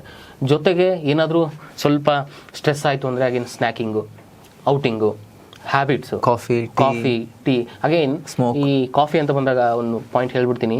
ಈ ಬ್ಲ್ಯಾಕ್ ಕಾಫಿ ಅನ್ನೋದು ಅಂದರೆ without milk and without sugar ಅದು ಲಿವರ್ಗೆ ಒಳ್ಳೆಯದು, ಫ್ಯಾಟಿ ಲಿವರ್ಗೆ ಅದನ್ನು ಅಡ್ವೈಸ್ ಮಾಡ್ತೇವೆ. ಅದು ಹೇಗಂದರೆ ಮಿಲ್ಕು ನಮ್ಮದು ಇಂಡಿಯಲ್ಲಿ ಸ್ವಲ್ಪ ಕಾಫಿ ಟೀ ಅಂದರೆ ಸ್ವಲ್ಪ ಮಿಲ್ಕ್ ಹಾಕ್ತೀವಿ, ಸ್ವಲ್ಪ ಸಕ್ಕರೆ ಹಾಕ್ತೀವಿ. ಮಿಲ್ಕ್ ಶುಗರ್ ಇಲ್ಲದೆ ಇರೋ ಕಾಫಿ ಕುಡಿದ್ರೆ ಲಿವರ್ಗೆ ಒಳ್ಳೆಯದು. ಬಟ್ ಕೆಲವ್ರಿಗೆ ಅದೇ ಕಾಫಿ ಕುಡಿದು ಅಸಿಡಿಟಿ ಸಮಸ್ಯೆ ಕೂಡ ಜಾಸ್ತಿ ಆಗುತ್ತೆ. ಸೊ ಒಂದು ಲಿಮಿಟ್ವರೆಗೆ it is good for health. ಅದು ಕೂಡ ಲೇಟ್ ಕುಡಿದ್ರೆ ಮತ್ತೆ ನಿದ್ದೆ ಹಾಳಾಗುತ್ತೆ. ಯೂಶಲಿ 5 ಗಂಟೆ ಸಾಯಂಕಾಲ 6 ಗಂಟೆ ಆದಮೇಲೆ ನಾವು ಕಾಫಿ ಕುಡಿಲೇಬೇಡಿ ಅಂತೀವಿ. ಯಾಕಂದರೆ ರಾತ್ರಿ ನಿದ್ದೆ ಹಾರ್ಮ್ ಆಗೋ ಚಾನ್ಸ್ ಇರ್ತದೆ. ಅದರಿಂದ ಮತ್ತೆ ಸ್ಟ್ರೆಸ್ಸು ಎಲ್ಲ ಸೈಕಲ್. ಈಗ ಹೇಗಂದರೆ ಒಳ್ಳೆ ಎಕ್ಸಸೈಸ್ ಮಾಡಿ, ಚೆನ್ನಾಗಿ ಹಸಿವಾಗುತ್ತೆ, ಫ್ರೆಶ್ ಇರುತ್ತೆ ಮೂಡು, ಚೆನ್ನಾಗಿ ಊಟ ಮಾಡಿ, ಒಳ್ಳೆ ಎಕ್ಸಸೈಸ್ ಮಾಡಿದ ದಿವಸ ನಿಮಗೆ ಒಳ್ಳೆ ನಿದ್ದೆನೂ ಬರುತ್ತೆ. ಸೊ ನೀವು ಬೆಳಗ್ಗೆ ಎದ್ದಾಗ ನಿದ್ದೆದು ಒಂದು ಸ್ಯಾಟಿಸ್ಫ್ಯಾಕ್ಷನ್ ಇರುತ್ತೆ, ಆ freshness of the mood carry ಆಗುತ್ತೆ. So it is a positive cycle. ನೀವು ಇದೇ ನೆಗೆಟಿವ್ ಸೈಕಲ್ಗೆ ಹೋದರೆ ನೆಗೆಟಿವ್ ಆಗಿ ಹೋಗ್ತಾ ಇರ್ತದೆ. ಹೇಳೋದೇ ಸ್ಯಾಡಾಗಿ ಹೇಳ್ತೀವಿ, ಎದ್ಬಿಟ್ಟು ಏನೋ ಒಂದು ಫ್ರೈಡ್ ಐಟಮು, ಒಂದು ಹೆವಿ ಮೀಲ್ಸ್ ತೊಗೊಳ್ತೀವಿ, ಇಡೀ ದಿವಸ ಬ್ಲೋಟೆಡ್ ಆಗಿರ್ತದೆ, ಎಕ್ಸಸೈಸ್ ಮಾಡಲ್ಲ, ನಿದ್ದೆ ಚೆನ್ನಾಗಿ ಬರಲ್ಲ. ನಿದ್ದೆ ಚೆನ್ನಾಗಿ ಬರಲ್ಲ ಅಂದರೆ ನೆಕ್ಸ್ಟ್ ಡೇ ಆ ಫ್ರೆಶ್ನೆಸ್ ಆಫ್ ದಿ ಮೂಡ್ ಇರಲ್ಲ. So this is a negative cycle. ಈಗ ಏನು ಮಾಡ್ಬೋದು? ಈಗ IT ಪ್ರೊಫೆಷನಲ್ಲು ಈಗ ಕೆಲಸದ್ದು ಈಗ ಅದು ನಾನ್ ನೆಗೋಷಿಯಬಲ್. ದಿನಕ್ಕೆ 8ರಿಂದ 10 ಗಂಟೆ ಹಾರ್ಡ್ ವರ್ಕ್ ಮಾಡಲೇಬೇಕಾಗಿರುತ್ತೆ, ವಾರಕ್ಕೆ 5 ದಿನ. ಅದೊಂದು ಕಲ್ಚರ್ ಸೆಟ್ ಆಗಿ ಹೋಗಿರುತ್ತೆ ಕಚೇರಿಯಲ್ಲಿ. ಹೋಗು, ಒಂದು ಪ್ರಾಜೆಕ್ಟ್ ಮುಗಿಸು ಅಥವಾ ಒಂದು ಬ್ಲಾಕ್ ಆಫ್ ದಿ ಪ್ರಾಜೆಕ್ಟ್ ಮುಗಿಸು, ಹೋಗಿ ಒಂದು ಕಾಫಿ ಕುಡಿ ಅಥವಾ ಟೀ ಕುಡಿ, ಜೊತೆಗೊಂದು ಸ್ಮೋಕ್ ಮಾಡೋದು. ಸ್ಮೋಕಿಂಗ್ ಝೋನ್ಸೇ ಇರ್ತವೆ. ನೋಡಿ ಉಳಿದವರು ಕಲ್ತಿರ್ತಾರೆ. ಈಗ ಒಳಗೆ ಹೋಗಿ ಆಗಿದೆ, ಅದನ್ನು ಹೊರಗೆ ಬರಬೇಕು, ಬಟ್ ಪ್ರೊಡಕ್ಟಿವಿಟಿನೂ ಕಮ್ಮಿ ಆಗಬಾರ್ದು. ಏನು ಮಾಡ್ಬೋದು? ನಾನು ಯೂಶಲಿ ಕೇಳ್ತೀನಿ IT ಪ್ರೊಫೆಷನಲ್ಸಿಗೆ, ಈಗ most of the 50-60% of the peoples ಎಲ್ಲ ವರ್ಕೌಟ್ ಮಾಡ್ತೀನಿ ಅಂತಾರೆ. ಬಟ್ ಮಿಕ್ಕವ್ರಿಗೆ ಏನು ಹೇಳ್ತೀನಿ ನಾನು, ಯಾಕೆ ವರ್ಕೌಟ್ ಮಾಡಲ್ಲ ನೀವು ಅಂತ ಕೇಳಿದ್ರೆ, ಟೈಮ್ ಇಲ್ಲ ಸರ್ ಅಂತಾರೆ. ಮೊಬೈಲ್ ತೆಗೆದು ನಿಮ್ಮ ಸ್ಕ್ರೀನ್ ಟೈಮ್ ತೋರಿಸಿ ಅಂತೀನಿ ನಾನು. ಅವಾಗ ಸ್ಕ್ರೀನ್ ಟೈಮ್ 6 ಅವರ್ಸ್ ಇರುತ್ತೆ. ನಿಮಗೆ 6 ಅವರ್ಸು ಮೊಬೈಲ್ ನೋಡ್ಲಿಕ್ಕೆ ಟೈಮ್ ಇರಬೇಕಾದ್ರೆ ಅದರಲ್ಲಿ 30 to 40 ಮಿನಿಟ್ಸು ನಿಮಗೆ ಆರೋಗ್ಯಕ್ಕೆ ಯಾಕೆ ಸ್ಪೆಂಡ್ ಮಾಡಲ್ಲ ಅಂತ ಕೇಳ್ತೀನಿ. ಅದಕ್ಕೆ ಉತ್ತರ ಇರಲ್ಲ ಅವ್ರಿಗೆ. ಸೊ ನೀವು ಡೆಸ್ಕ್ ಜಾಬ್ ಇರಲಿ, ಅಟ್ಲೀಸ್ಟ್ 1 ಗಂಟೆ ಅಥವಾ 2 ಗಂಟೆಗೆ ಒಂದು ಸರ್ತಿ ಎದ್ಬಿಟ್ಟು ಒಂದು 10 ನಿಮಿಷ ವಾಕ್ ಮಾಡಿ. That makes a lot of difference. ಆಮೇಲೆ ವಾರದಲ್ಲಿ 5 ದಿವಸ ಆಗಲಿಲ್ಲ ಅಂದರೆ ಅಟ್ಲೀಸ್ಟ್ 4 ಡೇಸ್ ನೀವು ಒಂದು 1/2 hour to 45 minutes ಜಿಮ್ಮಿಗೆ ಹೋಗಿ. ಜಿಮ್ಮಿಗೆ ಹೋಗ್ಬೇಕಂತ ಏನಿಲ್ಲ, ಮನೇಲಿ ಯೋಗ ಮಾಡ್ತೀರಾ, ಸ್ವಲ್ಪ ಈ ಇಂಟೆನ್ಸ್ ಯೋಗ ಅಂತ ಬಂದಿದ್ದಾವೆ, ಸ್ವಲ್ಪ ಏರೋಬಿಕ್ ಟೈಪ್ ಆಫ್ ಯೋಗ, ಅದನ್ನು ಮಾಡ್ಬೋದು. ಇಲ್ಲ ನೀವು ಅಲ್ಲೇ ಮನೇಲೇ ಜಾಗ್ ಟೈಪ್ ಮಾಡ್ತಿರೋ ಅಥವಾ ಹೊರಗಡೆ ಹೋಗಿ ಬ್ರಿಸ್ಕ್ ವಾಕ್ ಮಾಡ್ತಿರೋ, ಜಾಗ್ ಮಾಡ್ತಿರೋ, ಎನಿಥಿಂಗ್ ಅದನ್ನು ಮಾಡಿ. ಆ್ಯಂಡ್ ಈ ಪಿಯರ್ ಪ್ರೆಷರಿಂದ ಸ್ವಲ್ಪ ಆಚೆ ಬರಬೇಕು. ಈ IT ಪ್ರೊಫೆಷನಲ್ ಅಂದರೆ ಯೂಶ್ವಲಿ 20-25 ವರ್ಷದವ್ರು ಇರ್ತಾರೆ. ಫ್ರೆಂಡ್ಸ್ನ ನೋಡಿ ಸ್ಮೋಕ್ ಮಾಡಬೇಕು ಅನ್ನೋ ಮನಸ್ಥಿತಿಯಿಂದ ಅವ್ರು ಆಚೆ ಬರಬೇಕು. ಅದೆಲ್ಲ ಸ್ವಲ್ಪ ಚಿಕ್ಕ ಹುಡುಗರು ಇರಬೇಕಾದ್ರೆ ಅದು ಪಿಯರ್ ಪ್ರೆಷರ್ ಇರ್ತದೆ. ಬಟ್ ಈಗ ನೀವು ಈ ವಯಸ್ಸಲ್ಲಿ ನೀವು ಎಷ್ಟು ಚೆನ್ನಾಗಿ ನಿಮ್ಮ ಶರೀರನ ನೋಡ್ಕೊಳ್ತೀರೋ, ಮುಂದೆ ನೀವು ವಯಸ್ಸಾದಂಗೆಲ್ಲ ನಿಮ್ಮ ಶರೀರ ನಿಮ್ಮನ್ನ ಅಷ್ಟೇ ಚೆನ್ನಾಗಿ ನೋಡ್ಕೊಳ್ತದೆ. ಸೊ ಅದನ್ನು ನೀವು ತಲೆಯಲ್ಲಿ ಇಟ್ಕೊಂಡು ಯಾವ್ದು ಮಾಡಬೇಕು ಯಾವ್ದು ಮಾಡಬಾರ್ದು ಅನ್ನೋದು ನೀವು ಡಿಸೈಡ್ ಮಾಡಬೇಕು. ಜೊತೆಗೆ ನೀವು ಹೇಳಿದ್ರಿ ತುಂಬ ಜನ ವರ್ಕೌಟ್ ಮಾಡ್ತೀವಿ ಅಂತ ಹೇಳ್ತಾರೆ ಅಂತೇಳಿ. ಬಟ್ ಪ್ರಾಬ್ಲಮ್ ಏನಂದರೆ, ಈಗಿನ ಯಂಗ್ಸ್ಟರ್ಸಲ್ಲಿ ತುಂಬ ಜನರಲ್ಲಿ ನೋಡ್ತಿರೋದು, ನಾನು ಚೆನ್ನಾಗಿ ವರ್ಕೌಟ್ ಮಾಡ್ತೀನಿ, ಚೆನ್ನಾಗಿ ಕುಡಿತೀನಿ ಅಂತ. ಅದು ಹೇಗಂದರೆ ಅದು ಒಂದಕ್ಕೊಂದು ಕ್ಯಾನ್ಸಲ್ ಔಟ್ ಆಗಿಬಿಡ್ತದೆ. ನೀವು ಎಷ್ಟು ಮೇಲ್ಗಡೆ ಹೋಗಿದ್ರೋ ಕುಡಿದಾಗ ಅಷ್ಟೇ ಮೇಲ್ಗಡೆಯಿಂದ ತಳ್ಬಿಡುತ್ತೆ ನಿಮ್ಮನ್ನ. ಸೊ ಮತ್ತೆ ನೀವು ಲೆವೆಲ್ 0ಗೆ ಬರ್ತೀರಾ. ಈ ಲೆವೆಲ್ 0ಗೆ ಬಂದಾಗ ಅದರ್ ಫ್ಯಾಕ್ಟರ್ಸ್ ಕಮ್ಮಿನ್, ಜೆನೆಟಿಕ್ ಇದೆ, ನಿಮಗೆ ರಿಸ್ಕ್ ಫ್ಯಾಕ್ಟರ್ಸ್ ಇದ್ದಾವೆ. ಸೊ ಅಗೇನ್ ನೀವು will fall into that loop, bad loop. So ಅದು ಏನೂ ಯೂಸ್ ಆಗಲ್ಲ. ನೀವು ಚೆನ್ನಾಗಿ ವರ್ಕೌಟ್ ಮಾಡ್ತೀನಿ ಸರ್, ಅಷ್ಟೇ ಚೆನ್ನಾಗಿ ಕೊಡ್ತೀನಿ ಅನ್ನೋದು no, that is not accepted. ಇದು ಓಕೆ, ಇದು ಹೈಫೈ ಜಾಬ್ಸಲ್ಲಿ, ಈ ವೈಟ್ ಕಾಲರ್ ಜಾಬ್ಸಲ್ಲಿ ಆಯಿತು. ಇನ್ನು ಕೆಲವ್ರಿಗೆ ಪಾಪ ಅವರ ಕೆಲಸನೇ ಸ್ವಲ್ಪ ಹಾರ್ಡ್ ವರ್ಕ್ ಇರುತ್ತೆ, ದೈಹಿಕ ಶ್ರಮದ ಕೆಲಸ ಇರುತ್ತೆ, ಹೊರೋದು, ಎತ್ತು ಹಾಕೋದು, ಮಣ್ಣಲ್ಲಿ ಕೆಲಸ ಮಾಡೋದು, ಈ ಥರ ಎಲ್ಲ ಇರುತ್ತೆ. ಎಲ್ಲ ಬೆಂಗಳೂರು ಹೊರತುಪಡಿಸಿ ಎಲ್ಲ ಗ್ರಾಮೀಣ ಭಾಗದಲ್ಲಿದೆ. ಉತ್ತರ ಕರ್ನಾಟಕ ಕಡೆ ಜಾಸ್ತಿ ಈಗ ವೈಟ್ ಕಾಲರ್ ಜಾಬ್ಸ್ ಕಮ್ಮಿ ಇರೋದ್ರಿಂದ, ಬರೀ ಈ ಥರ ನಿಮಗೆ ಬ್ಲೂ ಕಾಲರ್ ಜಾಬ್ಸೇ ಜಾಸ್ತಿ ಇರೋದ್ರಿಂದ ಅಲ್ಲಿ ನಿಮಗೆ ಏನಾದ್ರು ವ್ಯತ್ಯಾಸ ಕಾಣುತ್ತಾ? ಈ ನಮ್ಮದು, ನಾನು ಉತ್ತರ ಕರ್ನಾಟಕದವನೇ, ನಾನು ಬೆಳೆದಿದ್ದೆಲ್ಲ ಬಳ್ಳಾರಿಲೇ. ಸೊ ನಮ್ಮ ಕಡೆ ಸ್ವಲ್ಪ ಈ ಲೇಬರ್ ಇಂಟೆನ್ಸಿವ್ ಜಾಬ್ಸ್ ಜಾಸ್ತಿ ಅಲ್ವಾ. ಸೊ ಅಲ್ಲಿ ನಾವು ಈ ಅಸಿಡಿಟಿ ಸಮಸ್ಯೆ ಜಾಸ್ತಿ ನೋಡ್ತಾ ಇದ್ದೀವಿ. ಅಂದರೆ ಈಗ ಇನ್ಫೆಕ್ಷನ್, ನಾನು ಹೇಳಿದ್ನಲ್ಲ H. pylori ಬ್ಯಾಕ್ಟೀರಿಯಾ ಅನ್ನೋದು, ಈ ಉತ್ತರ ಕರ್ನಾಟಕದಿಂದ ನನ್ನ ಕಡೆ ಯಾವುದೇ ಪೇಷಂಟ್ ಬರಲಿ, ನಾನು ಇದುವರೆಗೂ ಯಾರ್ಯಾರಿಗೆ ಎಂಡೋಸ್ಕೋಪಿ ಮಾಡಿಸಿದ್ದೀನಿ, ಯಾರ್ಯಾರಿಗೆ ಟೆಸ್ಟ್ ಮಾಡಿಸಿದ್ದೀನಿ, ಅವ್ರು ಎಲ್ಲರಲ್ಲಿ H. pylori ಪಾಸಿಟಿವ್ ಏನು ಬಂದಿದೆ, ಒಬ್ಬರದು ನೆಗೆಟಿವ್ ನೋಡಿಲ್ಲ ನಾನು. ಅದೇ ಸ್ವಲ್ಪ ಈ ವಾಟರು ಮತ್ತು ಫುಡ್ ಇದೇ ಡಿಫ್ರೆನ್ಸ್. ಆ್ಯಂಡ್ ಸ್ವಲ್ಪ ನಮ್ಮ ಸೈಡು ಸ್ವಲ್ಪ ಸ್ಪೈಸಸ್, ಖಾರ ಸ್ವಲ್ಪ ಜಾಸ್ತಿ ತಿನ್ನೋದು.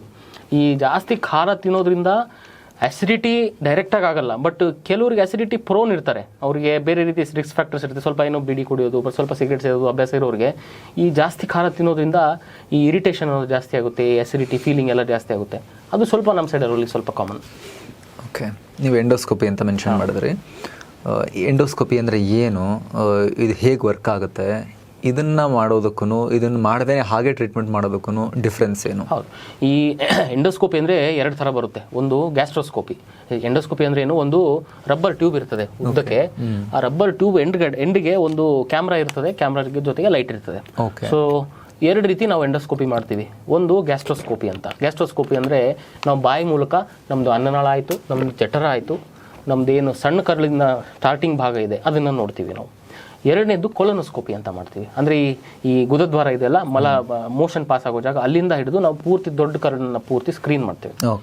ಸೊ ಇದು ಈ ನಡುವೆ ಏನಂದರೆ ಈಸಿ ಅವೈಲೇಬಿಲಿಟಿ ಆಗಿರೋದ್ರಿಂದ ನಾವು ತುಂಬ ಸೆಂಟರ್ಸ್ ನೋಡ್ತಾ ಇದ್ದೀವಿ, ಎಂಡೋಸ್ಕೋಪಿ ಸೆಂಟರ್ಸ್ ಎಲ್ಲ. ಸೊ ಯಾರಲ್ಲಿ ಎಂಡೋಸ್ಕೋಪಿ ಮಾಡಿಸ್ಕೊಳ್ಬೇಕು, ಯಾರಲ್ಲಿ ಕೊಲೊನೋಸ್ಕೋಪಿ ಮಾಡಿಸ್ಕೊಳ್ಬೇಕು ಅನ್ನೋದು ಇಂಪಾರ್ಟೆಂಟ್ ಆಗುತ್ತೆ. ಯಾಕಂದರೆ ಈ ನೋಡಿ, ಯಾವಾಗೋ ಒಂದು ಸರ್ತಿ ಯಾವುದೋ ಒಂದು ಫಂಕ್ಷನ್ಗೆ ಹೋದ್ವಪ್ಪ, ಏನೋ ಜಾಸ್ತಿ ತಿಂದ್ವಪ್ಪ, ಅದನ್ನು ಮರು ದಿವಸ ಸ್ವಲ್ಪ ಅಸಿಡಿಟಿ, ಸ್ವಲ್ಪ ಹೊಟ್ಟೆ ಭಾರ ಆಗೋದು ಕಾಮನ್. ಅವಾಗ ಯಾವುದೋ ಒಂದು ಮಾತ್ರೆ ಹಾಕ್ಕೊಳ್ತಾರೆ, ಎಂದು ಇವಾಗ ಸಿಗ್ತವೆ ಆ್ಯಸಿಡಿಟಿ ಮಾತ್ರೆ, ಆ್ಯಂಟಾಸಿಡ್ ಮಾತ್ರೆ, ಅದು ದಟ್ ಈಸ್ ಫೈನ್. ಬಟ್ ಆ ಮಾತ್ರೆನ ನಾವು ದಿನಾಲೂ ಬಳಸುವ ಅವಶ್ಯಕತೆ ಬಂತು, ಅಥವಾ ವಾರದಲ್ಲಿ 3 ದಿವಸ ಬಳಸೋ ಅವಶ್ಯಕತೆ ಬಂತು, ಆ್ಯಂಡ್ ಸುಮ್ಮನೆ ಖಾಲಿ ಹೊಟ್ಟೆಲೂ ಅಸಿಡಿಟಿ ಫೀಲಿಂಗ್ ಇದೆ, ತಿಂದಾದ್ಮೇಲೂ ಅಸಿಡಿಟಿ ಫೀಲಿಂಗ್ ಇದೆ, ಕೆಲವರು ವರ್ಷಾನುಗಟ್ಟಲೆ ಆಸಿಡಿಟಿ ಟ್ಯಾಬ್ಲೆಟ್ ಮಾತ್ರೆ ತೊಗೊಳ್ತಾ ಇರ್ತಾರೆ. ಅಂಥವರಲ್ಲಿ ಒಂದು ಸರ್ತಿ ಎಂಡೋಸ್ಕೋಪಿ ಮಾಡಿಸ್ಕೊಳ್ಳೋದು ಒಳ್ಳೆಯದು. ಯಾಕಂದರೆ ಈ ಯಾವುದೇ ಮಾತ್ರೆಗಳು, ಆಸಿಡಿಟಿ ಮಾತ್ರೆಗಳು ಜೀವನ ಪರ್ಯಂತ ತೊಗೊಳ್ಳೋ ಅವಶ್ಯಕತೆ ಇರೋದಿಲ್ಲ. ಜೀವನ ಪರ್ಯಂತ ತೊಗೊಳ್ಳೋ ಮಾತ್ರೆಗಳು ಬೇರೆ ಇದ್ದಾವೆ, ಶುಗರು, BP, ಥೈರಾಯ್ಡ್, ಅದು ಬೇರೆ. ಎರಡನೇದು, ಈ ಎಸ್ಪೆಷಲಿ ಎಲ್ಡರ್ಲಿ ಪೀಪಲ್ಗೆ ಯಾವುದೇ ರೀತಿ, ಎಲ್ಡರ್ಲಿ ಒಂದೇ ಅಲ್ಲ, ಎನಿ ಪರ್ಸನ್ ಊಟ ನುಂಗ್ಲಿಕ್ಕೆ ಏನೋ ಸಮಸ್ಯೆ ಆಗ್ತಾಯಿದೆ, ನನಗೆ ಏನೋ ಇಲ್ಲೇನೋ ಹಿಡ್ಕೊಂಡಂಗೆ ಆಗ್ತಾಯಿದೆ, ಮತ್ತು ನುಂಗಬೇಕಾದ್ರೆ ಇಲ್ಲೆಲ್ಲ ನೋವು ಬರ್ತದೆ, ತುಂಬ ಇಂಟೆನ್ಸಾಗಿ ನೋವು ಬರ್ತದೆ, ಮತ್ತು ನುಂಗಾದ್ಮೇಲೆ ಆ್ಯಸಿಡ್ ಹೊಟ್ಟೆಯಿಂದ ಮೇಲ್ಗಡೆ ಬಂದು ಹಾಯ್ತದಂಗಿದೆ, ಇಲ್ಲೆಲ್ಲ ಎದೆ ಉರಿ ಬರ್ತಾ ಇದೆ, ರಿಫ್ಲಕ್ಸ್ ಬರ್ತಾ ಇದೆ, ಬಾಯಲ್ಲಿ ಒಂಥರ ಹುಳಿ ತೇಗು ಅವೆಲ್ಲ ಬರ್ತಾ ಇದೆ. ಈ ಥರ ಸಮಸ್ಯೆಗಳು ಬಂದಾಗ ನಾವು ಎಂಡೋಸ್ಕೋಪಿ ಮಾಡಿ ನೋಡ್ತೀವಿ. ಮೂರನೇದು, ಕೆಲವ್ರಿಗೆ ವಾಮಿಟಿಂಗಲ್ಲಿ ಏನೋ ಬ್ಲಡ್ ನೋಡ್ದಂಗೆ ಆಗುತ್ತೆ, ಅಥವಾ ಫ್ರ್ಯಾಂಕ್ ಬ್ಲಡ್ಡೇ ಬರ್ತದೆ. ಆ ಥರ ವಾಮಿಟಿಂಗಲ್ಲಿ ಬ್ಲಡ್ ಬಂದಾಗ ಕೂಡ ಎಂಡೋಸ್ಕೋಪಿ ಮಾಡಿಸ್ಕೊಳ್ಳೋದು ಒಳ್ಳೆಯದು. ನಾಲ್ಕನೇದು, ಕೆಲವ್ರಿಗೆ ವಾಮಿಟಿಂಗ್ಸ್, ರಿಕರೆಂಟ್ ವಾಮಿಟಿಂಗ್ ಅಂತೀವಿ, ವಾಂತಿ ಬರ್ತಾನೇ ಇರೋದು, ಬೇರೆ ಏನು ರೀಸನ್ ಗೊತ್ತಿರಲ್ಲ, ಅಂಥವ್ರಲ್ಲಿ ನಾವು ಯೂಶ್ವಲಿ ಎಂಡೋಸ್ಕೋಪಿ ಮಾಡಿಸ್ತೀವಿ. ಆ್ಯಂಡ್ ಇದರಲ್ಲೂ ಕೂಡ ಈ 45 ವರ್ಷದ ಕೆಳಗಿರೋರಿಗೆ ಈ ಥರ ಈ ಅಸಿಡಿಟಿ ಸಿಂಪ್ಟಮು ಒಂದು ವಾರದಿಂದ ಬಂತು, 1-2 ವಾರದಿಂದ ಬಂತು ಅಂದರೆ ನಾವು ಇಮಿಡಿಯೇಟ್ಲಿ ಎಂಡೋಸ್ಕೋಪಿ ಬರೆಯಲ್ಲ. ಯೂಶ್ವಲಿ ನಾವು ಅವ್ರಿಗೆ ಮಾತ್ರೆ ಹಾಕಿಬಿಟ್ಟೆ ಟ್ರೈ ಮಾಡ್ತೀವಿ. ಬಟ್ 45 ವರ್ಷದ ಮೇಲ್ಪಟ್ಟು ಯಾವುದೇ ರೀತಿ ರೀಸೆಂಟಾಗಿ ಏನೋ ಪ್ರಾಬ್ಲಮ್ ಆಗ್ತಾ ಇದೆ, ಅವ್ರಿಗೆ ಗೊತ್ತಾಗುತ್ತೆ ಪೇಷಂಟಿಗೆ, ಈ ಥರ ಫೀಲಿಂಗ್ ಸರ್ ಫಸ್ಟ್ ಟೈಮ್ ಬರ್ತಾ ಇದೆ ನನಗೆ ಅಸಿಡಿಟಿ ಫೀಲಿಂಗ್ ಅಂತ ಅಂದಾಗ ನಾವು ಫಸ್ಟ್ ಬರೆಯೋದೇ ಎಂಡೋಸ್ಕೋಪಿ. ಯಾಕಂದರೆ ವಯಸ್ಸಾದಮೇಲೆ ನಾವು ರೋಗಗಳನ್ನು ನೋಡೋ ರೀತಿ, ನಾವು ಡಾಕ್ಟರ್ಸ್ ವಿಚಾರ ಮಾಡೋ ರೀತಿನೇ ಬೇರೆ, ಸಿಂಪ್ಟಮ್ಸ್ ಬಗ್ಗೆ ವಿಚಾರ ಮಾಡೋ ರೀತಿನೇ ಬೇರೆ, ಸಣ್ಣ ವಯಸ್ಸಲ್ಲಿ ವಿಚಾರ ಮಾಡೋ ರೀತಿನೇ ಬೇರೆ. ಸಿಮಿಲರ್ಲಿ ಕೊಲೊನೋಸ್ಕೋಪಿಗೆ ನಾವು ಅಗೇನ್ ಮೋಸ್ಟ್ ಕಾಮನ್ ನಾವು ಕಂಪ್ಲೇಂಟ್ ನೋಡೋದು ಮಲಬದ್ಧತೆ. ಅಂದರೆ ಈ ಕಾನ್ಸ್ಟಿಪೇಷನ್, ಈ ಮೋಷನ್ನು ಈಗ ನಮ್ಮದು ಇಂಡಿಯಲ್ಲಿ ಹೇಗಿದೆ ಅಂದರೆ ಡೈಲಿ ಮೋಷನ್ಗೆ ಹೋಗಲೇಬೇಕು ಅನ್ನೋದೊಂದು ಕಲ್ಚರಲ್ ನಾರ್ಮಲ್, ನಮ್ಮದೊಂದು ನಾವು ಹಾಗೆ ಬೆಳ್ಕೊಂಡು ಬಂದಿರ್ತೀವಿ. ಬಟ್ ನಾವು ಸ್ಟ್ಯಾಂಡರ್ಡ್ ಡೆಫಿನಿಷನ್ ಅಂತ ನೋಡಿದಾಗ ಮೋಷನ್ಗೆ ನಾವು ಎನಿವೇರ್ ಬಿಟ್ವೀನ್ ದಿನದಲ್ಲಿ 3 ಸರ್ತಿ ಇಂದ ವಾರದಲ್ಲಿ 3 ಸರ್ತಿ ರೇಂಜ್ ಇದೆ. This range is normal. Unless and until, ಅಂದರೆ ಇದನ್ನು ನೀವು ತುಂಬ ವರ್ಷದಿಂದ ಇದೇ ರೀತಿ ಇದೆ. ಕೆಲವರು ವಾರಕ್ಕೆ 3 ಸರ್ತಿ ಹೋಗ್ತೀನಿ ಸರ್ ಅಂತಾರೆ, ಅದು ತುಂಬ ವರ್ಷದಿಂದ ಹಿಂಗೆ ಇದೆ ಸರ್ ಅಂತಾರೆ, ಅವಾಗ ನಾವು ತಲೆ ಕೆಡಿಸ್ಕೊಡಲ್ಲ. ಬಟ್ ಏನಂತಾರೆ ಸರ್, 1 ವರ್ಷದವರೆಗೆ ನಾನು ಡೈಲಿ ಹೋಗ್ತಾ ಇದ್ದೆ, 1 ವರ್ಷದಿಂದ ಈಚೆಗೆ ವಾರಕ್ಕೆ 2 ಸರ್ತಿ ಹೋಗ್ತಾ ಇದ್ದೀನಿ ಸರ್ ಅಂತಂದಾಗ ನಮಗೆ ಸ್ವಲ್ಪ ಚೇಂಜಸ್ ಆಗಿದೆ, ರೀಸೆಂಟ್ ಏನೋ ಚೇಂಜಸ್ ಆಗಿದೆ. ಎಸ್ಪೆಷಲಿ ಅಗೈನ್ 50 ವರ್ಷದಿಂದ ಮೇಲ್ಪಟ್ಟವ್ರಿಗೆ ಅವ್ರಿಗೆ ಇಮಿಡಿಯೇಟ್ಲಿ ಫಸ್ಟ್ ಬರೋದೇ ಒಂದು ಕೊಲೊನೋಸ್ಕೋಪಿ ಮಾಡಿಸ್ಕೊಂಡು ಬಿಡಿಪ್ಪ ಅಂತ. ಎರಡನೇದು ಲೂಸ್ ಮೋಷನ್ಸು. ಕೆಲವ್ರಿಗೆ ಏನು ತಿಂದರೂ ಸರ್ ಇಮಿಡಿಯೇಟ್ಲಿ ಲೂಸ್ ಮೋಷನ್ಗೆ ಹೋಗ್ತೀನಿ, ಆಮೇಲೆ ನಾನು ಏನೋ ದಿನದಲ್ಲಿ 5-6 ಸರ್ತಿ ಬರೀ ಮೋಷನ್ಗೆ ಹೋಗ್ತಾನೆ ಇರ್ತೀನಿ, ಮೋಷನ್ಗೆ ಹೋದ್ಮೇಲೆ ಕೂಡ ಇನ್ನೂ ಸರ್ ಫುಲ್ ಕಂಪ್ಲೀಟಾಗಿ ಖಾಲಿ ಆಗಿಲ್ಲ ಅನ್ಸೋದು ಒಂದು ಫೀಲಿಂಗ್ ಇರ್ತದೆ. ಆ ಥರ ಇರೋರ್ಗೂ ನಾವು ಯೂಶ್ವಲಿ ಕೊಲೊನೋಸ್ಕೋಪಿ ಬರೀತೀವಿ. ಮೂರನೇದು ಮೋಸ್ಟ್ ಇಂಪಾರ್ಟೆಂಟ್ ಪಾಯಿಂಟು, ಮೋಷನಲ್ಲಿ ಬ್ಲಡ್ಡು. ಇದು ಕಾಮನ್ ನಾರ್ಮ್ ಇದೆ, ಎವ್ರಿಥಿಂಗ್ ಈಸ್ ಪೈಲ್ಸ್ ಅಂತ. No, everything is never piles. So ಈ ನಡುವೆ ಅನ್ಫಾರ್ಚುನೇಟ್ಲಿ ನಾವು ಆ ವಿಷಯಕ್ಕೆ ಬರೋಣ. ಈ ಕೊಲಾನ್ ಕ್ಯಾನ್ಸರ್ ಅನ್ನೋದು ವಾರದಲ್ಲಿ ನಾನು ಒಬ್ಬನೇ, ನಮ್ಮದು ಇನ್ಸ್ಟಿಟ್ಯೂಟಲ್ಲಿ 10 ಜನ ಇದ್ದಾರೆ ಗ್ಯಾಸ್ಟ್ರೆಂಟಾಲಜಿಸ್ಟ್, ನಾನು ಒಬ್ಬನೇ 3-4 ಹೊಸ ಕೊಲಾನ್ ಕ್ಯಾನ್ಸರ್ ಪೇಷಂಟ್ಸ್ನ ಡಯಾಗ್ನೋಸ್ ಮಾಡ್ತಾಯಿದ್ದೀನಿ. ಸೊ ಅದು ಕೊಲಾನ್ ಕ್ಯಾನ್ಸರ್ ಸಿಂಪ್ಟಮ್ಸ್ ಅಂದರೆ ರೋಗ ಲಕ್ಷಣ ಬರೋದೇ ಈ ಥರ. ಏನಂದರೆ ರೀಸೆಂಟಾಗಿ ನಂದೇನೋ ಮೋಷನ್ಸು ಸ್ವಲ್ಪ ಕಾನ್ಸ್ಟಿಪೇಷನ್ ಆಗ್ತಾಯಿದೆ ಸರ್, ಇಲ್ಲ ರೀಸೆಂಟಾಗಿ ಇಷ್ಟು ದಿವಸ ಚೆನ್ನಾಗಿದೆ, 1 ತಿಂಗಳಿಂದ ಯಾಕೋ ಮೋಷನ್ ತುಂಬ ಹೋಗ್ತಾಯಿದ್ದೀನಿ, ಅವಾಗ ಬ್ಲಡ್ ನೋಡ್ತೀನಿ, ಹಸು ಆಗ್ತಾಯಿಲ್ಲ. ಆಮೇಲೆ ಅನ್ಇಂಟೆನ್ಷನಲ್ ವೆಯ್ಟ್ ಲಾಸ್ ಅಂತೀವಿ, ಅಂದರೆ ನಾನು ಊಟನೂ ಚೆನ್ನಾಗಿ ಮಾಡ್ತಾಯಿದ್ದೀನಿ ಸರ್ ಪರವಾಗಿಲ್ಲ, ಬಟ್ ಆದರೂ ವೆಯ್ಟ್ ಯಾಕೋ ಕಡಿಮೆ ಆಗ್ತಾ ಹೋಗ್ತಾ ಇದೆ. ಈ ಥರ ಸಿಂಪ್ಟಮ್ಸ್ ಬಂದಾಗ ನಾವು ಫಸ್ಟ್ ಅಡ್ವೈಸ್ ಮಾಡೋದೇ ಫಸ್ಟ್ ಒಂದು ಕೊಲೊನೋಸ್ಕೋಪಿ ಮಾಡಿಸ್ಕೊಂಡ್ಬಿಡಿಪ್ಪ ಅಂತ. ಓಕೆ, ಇದು ಎಂಡೋಸ್ಕೋಪಿ ಅಥವಾ ಕೊಲೊನೋಸ್ಕೋಪಿ ಇದನ್ನು ಮಾಡಬಂಥ ಟೈಮ್ನಲ್ಲಿ ಸೊ ಇದರ ಉದ್ದೇಶ ಒಳಗೆ ಹೋಗಿ ನೋಡೋದು, ಆ್ಯಕ್ಚುಲಿ ಏನು ಪ್ರಾಬ್ಲಮ್ ಇದೆ ಅಂಥೇಳಿ ತೀರಾ ಔಟ್ಸೈಡ್ ಸಿಂಪ್ಟಮ್ಸ್ಗಿಂತ ಒಳಗೆ ಹೋಗಿ ನೋಡೋದು ಉದ್ದೇಶ. ತುಂಬ ಜನಕ್ಕಿರುತ್ತೆ ಅದೇನೋ ಪೈಪ್ ಹಾಕ್ತಾರೆ, ಬಾಯಿಂದ ಹಾಕ್ತಾರೆ, ಕೆಳಗಿಂದ ಪೈಪ್ ಹಾಕ್ತಾರೆ ಅಂಥೇಳಿ. ಇಸ್ ಇಟ್ ಪೇನ್ಫುಲ್ ಅಥವಾ ಇದು ಈಸಿ ಪ್ರೊಸೀಜರ್? ಹೇಗೆ? ತುಂಬ ಸಿಂಪಲ್ ಪ್ರೊಸೀಜರ್ ಇದು. ಏನಂದರೆ ಪೂರ್ತಿ ಕಂಫರ್ಟಬಲ್ ಆಗಿರ್ತದೆ ಅಂತ ಹೇಳಲಿಕ್ಕೆ ಇಷ್ಟಪಡಲ್ಲ, ಸ್ವಲ್ಪ ಡಿಸ್ಕಂಫರ್ಟ್ ಆಗ್ತದೆ. ಯಾಕಂದರೆ ಈಗ ನಾವು ಬಾಯಿ ತೊಳ್ಕೊಳ್ಬೇಕಾದ್ರೆ ಅಥವಾ ಬ್ರಷ್ ಮಾಡ್ಕೊಳ್ಬೇಕಾದ್ರೆ ನಮ್ಮ ಗಂಟ್ಲಿಗೆ ಏನಾದರೂ ನಮ್ಮ ಬೆರಳು ತಾಕಿದ್ರೇ ನಮಗೆ ಸ್ವಲ್ಪ ವಾಂತಿ ಥರ ಫೀಲಿಂಗ್ ಬರ್ತದೆ. ಆ ಥರ ಇದ್ದಾಗ ಸ್ವಲ್ಪ ಟ್ಯೂಬ್ ಒಳಗಡೆ ಹಾಕಿದಾಗ ಸ್ವಲ್ಪ ಪ್ರಾಬ್ಲಮ್ ಆಗೋ ಚಾನ್ಸ್ ಇರ್ತದೆ. ಬಟ್ ಆದರೂ 80% ಜನ ಅದನ್ನು ಈಸಿಯಾಗಿ ಮಾಡಿಸ್ಕೊಳ್ತಾರೆ. ಅದಕ್ಕೆ ಏನು ಮಾಡ್ತೀವಿ ಅಂದರೆ ಫಸ್ಟ್ ಒಂದು ಸ್ಪ್ರೇ ಕೊಡ್ತಾರೆ. ಆ ಸ್ಪ್ರೇ ಕೊಡೋದ್ರಿಂದ ನಮ್ಮ ಗಂಟ್ಲು ಒಂಥರ ಮರಗೆಟ್ಟಂಗೆ ಆಗುತ್ತೆ, ನಂಬಾಗುತ್ತೆ. ಸೊ ಅದಾದಮೇಲೆ ಅದು ಟ್ಯೂಬ್ನ ಒಳಗೆ ಹಾಕಿ 5 ರಿಂದ 7 ನಿಮಿಷ ಎಂಡೋಸ್ಕೋಪಿ ಮ್ಯಾಕ್ಸಿಮಮ್ ಆಗೋದು, ರೈಟ್. ಆ್ಯಂಡ್ ಕೊಲೊನೋಸ್ಕೋಪಿಗೆ ಸ್ವಲ್ಪ ಏನಂದರೆ ಒಂದು ಸಮ್ ಸಾರ್ಟ್ ಆಫ್ ಪ್ರಿಪ್ರೇಷನ್ ತಗೊಳ್ಳಿರುತ್ತೆ ಪೈಪ್. ಅದು ಅಂದರೆ ತೆಳ್ಳಗಿರುತ್ತೆ, ತುಂಬ ದಪ್ಪ ಇರಲ್ಲ, 1 ಸೆಂಟಿಮೀಟರ್ಗಿಂತ ಕಡಿಮೆನೇ ಇರ್ತದೆ. ಇವಾಗ ಬರೋ ಎಲ್ಲ ಫ್ಲೆಕ್ಸಿಬಲ್ ಎಂಡೋಸ್ಕೋಪ್ಸ್ ಅಂತೀವಿ, ಒಂದು ಫಿಂಗರ್ ಅಷ್ಟು ದಪ್ಪ, ಅಷ್ಟೇ 1 ಫಿಂಗರ್ ಅಷ್ಟು ದಪ್ಪ ಇರ್ತದೆ. ಕೊಲೊನೋಸ್ಕೋಪಿಗೆ ಸ್ವಲ್ಪ ಒಂಥರ ಪ್ರಿಪ್ರೇಷನ್ ಥರ ತೊಗೊಳ್ಬೇಕಾಗುತ್ತೆ, ಯಾಕಂದರೆ ಅದ್ರ ಮೋಷನ್ಸ್ ಎಲ್ಲ ಕ್ಲಿಯರ್ ಆಗಬೇಕಾಗ್ತದೆ. ಅದಕ್ಕೆ ಒಂದು 15-20 ಮಿನಿಟ್ಸ್ ಟೈಮ್ ಬೇಕು. ಅದು ಹೇಗಂದರೆ ಈಗ ನಮ್ದು ಕರಳು ಅನ್ನೋದು ಹೈವೇ ಥರ ಸ್ಟ್ರೈಟ್ ಆಗಿರಲ್ಲ, ಸ್ವಲ್ಪ ಟರ್ನ್ಸ್ ಇರ್ತವೆ, ಬಣ್ಸ್ ಇರ್ತವೆ, ಬಲೂನ್ ಥರ ಇರ್ತದೆ. ಅಂದ್ರು ಅದು ಎಲ್ಲ ಡಿಫ್ಲೇಟ್ ಆಗಿರ್ತದೆ. ನಾವು ಒಳಗಡೆ ಹೋಗ್ಬಿಟ್ಟು ಗಾಳಿ ಕೊಟ್ಟಾಗ ಸ್ವಲ್ಪ ಡಿಸ್ಕಂಫರ್ಟ್ ಆಗೋ ಚಾನ್ಸ್ ಇರ್ತದೆ. ಸೊ ಅದಕ್ಕೆ ನೀವು ಯಾವಾಗಾದ್ರೂ ಕೊಲೊನೋಸ್ಕೋಪಿ ಮಾಡಿಸ್ಕೊಳ್ಬೇಕಾದ್ರೆ ಕೇಳಿ ಪೇನ್ ಎಷ್ಟಾಗುತ್ತೆ, ನಿಮಗೆ ಸ್ವಲ್ಪ ಮೈಲ್ಡಾಗಿ ಡಿಸ್ಕಂಫರ್ಟ್ ತಡ್ಕೊಳ್ಳೋ ಕ್ಷಮತೆ ಇತ್ತು ಅಂದರೆ ಮಾಡಿಸ್ಕೊಳ್ಬೋದು ವಿತೌಟ್ ಸೆಡೇಷನ್ ಆಲ್ಸೋ. ಬಟ್ ನಾವು ಪ್ರಿಫರಬಲಿ ಒಂದು ಸೆಡೇಷನ್ ಅಂತ ಕೊಡ್ತೇವೆ, ಅಂದರೆ ಅದು ಪೇಯ್ನ್ ಸೆನ್ಸೇಷನ್ನ ಕಡಿಮೆ ಮಾಡಿ ಲೈಟಾಗಿ ನಿದ್ದೆ ಬರೋ ಫೀಲಿಂಗ್ ಬರ್ತದೆ. ಒಂದು 15 ನಿಮಿಷದಲ್ಲಿ ಪ್ರೊಸೀಜರ್ ಮುಗೀತದೆ. ಅದು ಯಾವುದೇ ರೀತಿ ಡಿಸ್ಕಂಫರ್ಟ್ ಆ ಥರ ಆಗಲ್ಲ. ಇನ್ನೊಂದು ಇಂಪಾರ್ಟೆಂಟ್ ಪಾಯಿಂಟ್ ಏನಂದರೆ, ಈ ಕೊಲಾನ್ ಕ್ಯಾನ್ಸರ್ ಅನ್ನೋದು ಇವತ್ತು ಒಬ್ಬ ಮನುಷ್ಯಂಗೆ ಕೊಲಾನ್ ಕ್ಯಾನ್ಸರ್ ಡಯಾಗ್ನೋಸ್ ಆಗಿದೆ ಅಂದರೆ ಅದ್ರದ್ದು ಕೆಲಸ, ಅದ್ರ ಡಿಸೀಸ್ ಪ್ರಾಸೆಸ್ಸು 15 ವರ್ಷ ಮುಂಚೆನೇ ಸ್ಟಾರ್ಟ್ ಆಗಿರುತ್ತೆ. ಎಸ್. ಸೊ ಅದಕ್ಕೆ ನೀವು ಲಿಟ್ರೇಚರ್ ಅಂದರೆ ವೆಸ್ಟರ್ನ್ ಕಂಟ್ರೀಸಲ್ಲಿ ಹೋದರೆ ಯಾರೇ 50 ವರ್ಷ ದಾಟಲಿ ಅವರು ಫಸ್ಟ್ ಮಾಡಿಸ್ಕೊಳ್ಳೋದು ಒಂದು ಸ್ಕ್ರೀನಿಂಗ್ ಕೊಲೊನೋಸ್ಕೋಪಿ ಅಂತ. ಏನಕ್ಕೆಂದರೆ ಈ ಹೇಳಿದ್ನಲ್ಲ, ಕ್ಯಾನ್ಸರ್ ಸ್ಟಾರ್ಟ್ ಆಗೋಕ್ಕೂ ಮುಂಚೆ ಮೋಸ್ಟ್ ಕಾಮನ್ಲಿ ಪಾಲಿಪ್ಸ್ ಅಂತ ಆಗ್ತವೆ ನಮ್ಮ ಕರಳಲ್ಲಿ. ಪಾಲಿಪ್ಸ್ ಅಂದರೆ ಗಂಟುಗಳು, ಸಣ್ಣ ಮಸಲ್ಸ್ ಗಂಟುಗಳು. ಆ ಗಂಟನ್ನ ಹಾಗೆ ಬಿಟ್ಟರೆ ಅದು ದೊಡ್ಡದಾಗ್ತಾ ಬೆಳೆದು ಅದು ಕ್ಯಾನ್ಸರ್ ಗಡ್ಡೆ ಆಗೋ ಚಾನ್ಸ್ ಇರ್ತದೆ. ನಾವು ಕೊಲೊನೋಸ್ಕೋಪಿ ಆಗಲಿ ಎಂಡೋಸ್ಕೋಪಿ ಆಗಲಿ ಮಾಡ್ತಿರ್ಬೇಕಾದ್ರೆ ನಮಗೆ ಆ ಪಾಲಿಪ್ ಥರ ಕಾಣಿಸ್ತು ಅಂದರೆ ನಾವು ಇಮಿಡಿಯೇಟ್ಲಿ ಅದನ್ನು ಕಟ್ ಮಾಡಿ ತೆಗೆದುಬಿಡ್ತೇವೆ. ಆ ತೆಗೆದಾಗ ಅಲ್ಲಿಗೆ ಅದರದ್ದು ಕೆಲಸ ಮುಗೀತು, ಅಲ್ಲಿಗೆ ಆ ಪ್ಲೇಸಲ್ಲಿ ಮತ್ತೆ ಆ ಕ್ಯಾನ್ಸರ್ ಬರೋ ಚಾನ್ಸಸ್ ಇರಲ್ಲ. ಸೊ ಇದು ಅಂದರೆ ಈ ಎಂಡೋಸ್ಕೋಪಿ ಕೊಲೊನೋಸ್ಕೋಪಿ ಅನ್ನೋದು ಜಸ್ಟ್ ಡಯಾಗ್ನೋಸ್ ಮಾಡ್ಲಿಕ್ಕೆ ಒಂದೇ ಅಲ್ಲ, ಈ ಥರ ಟ್ರೀಟ್ಮೆಂಟ್ಗೂ ಹೆಲ್ಪ್ ಆಗ್ತದೆ. ಸೊ ಯಾವುದೇ ಭಯ ಬೇಡ. ಇಂಡಿಕೇಶನ್ ಇತ್ತು, ನೆಸೆಸಿಟಿ ಇತ್ತು, ಅವಶ್ಯಕತೆ ಇದ್ದರೆ ನಿಮ್ಮ ಡಾಕ್ಟರ್ ನಿಮಗೆ ಹೇಳಿದ್ರೆ ಮಾಡಿಸ್ಕೊಳ್ಳಿಪ್ಪ ಅಂದರೆ ಒಂದು ಸರ್ತಿ ಮಾಡಿಸ್ಕೊಳ್ಳೋದು ಒಳ್ಳೆಯದು. ಕೊಲನ್ ಕ್ಯಾನ್ಸರ್ ವಿಚಾರಕ್ಕೆ ಬಂದರೆ, ಕರುಳಿನ ಕ್ಯಾನ್ಸರ್ ಇಷ್ಟೊಂದು ಯಾಕೆ ಜಾಸ್ತಿ ಆಗ್ತಿದೆ ಇವಾಗ? ಒಂದು ಸರ್, ಅಗೇನ್ ಬದಲಾದ ಜೀವನ ಶೈಲಿ, ಈ ರಿಫೈನ್ಡ್ ಅಲ್ಟ್ರಾ ಪ್ರೊಸೆಸ್ಡ್ ಫುಡ್ ಅನ್ನೋದು ಇತ್ತೀಚೆಗೆ ತುಂಬಾ ಕಾಮನ್ ಆಗಿಬಿಟ್ಟಿದೆ. ಆ್ಯಂಡ್ ಸೆಕೆಂಡ್, ಈ ಒಬೆಸಿಟಿ ಮತ್ತು ಸೆಡೆಂಟರಿ ಲೈಫ್ ಸ್ಟೈಲ್. ಈ ಹೇಳಿದ್ನಲ್ಲ, ಈ ಡೈಜೆಸ್ಟಿವ್ ಡಿಸೀಸಸ್ಗೆ ಅನ್ನೋದು ತುಂಬ ಕಾಮನ್ ಆಗಿ ರಿಸ್ಕ್ ಫ್ಯಾಕ್ಟರ್ಸ್ ಇದ್ದಾವೆ. ಸೊ 3ನೇದು ಸ್ಮೋಕಿಂಗ್ ಆ್ಯಂಡ್ ಆಲ್ಕೋಹಾಲ್ ತುಂಬ ಕಾಮನ್ ಆಗಿದೆ.